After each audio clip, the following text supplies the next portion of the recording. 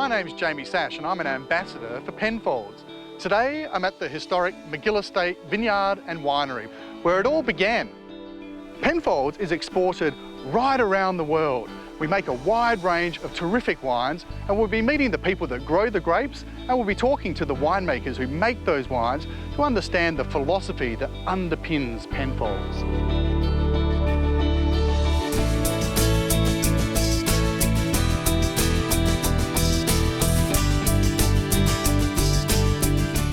Well, here we are, where it all began, the historic Grange Cottage. And who better to tell us the history of Penfolds than John Bird, who started working here in 1960.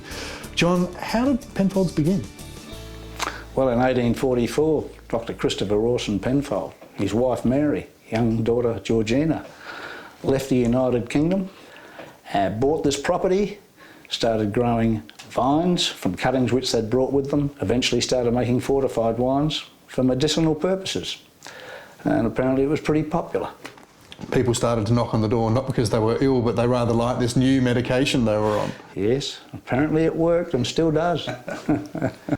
By 1881, a third of the colony's wine production in South Australia was being produced by Penfolds. Now, John, what sort of wines were they?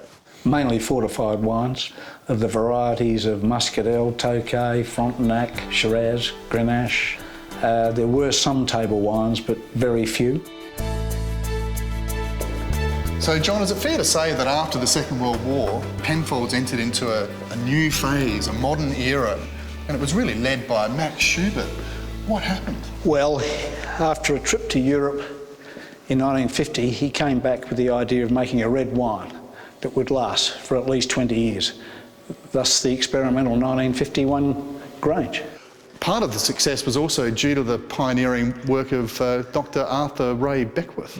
What did Ray do? Ray was a great wine scientist and a top winemaker in his own right, and he contributed the discovery of prevention of bacterial spoilage in wine, and it's obviously proved very successful. Indeed. Well, John, we've got some barrels of Grange in front of us here from the 2012 vintage.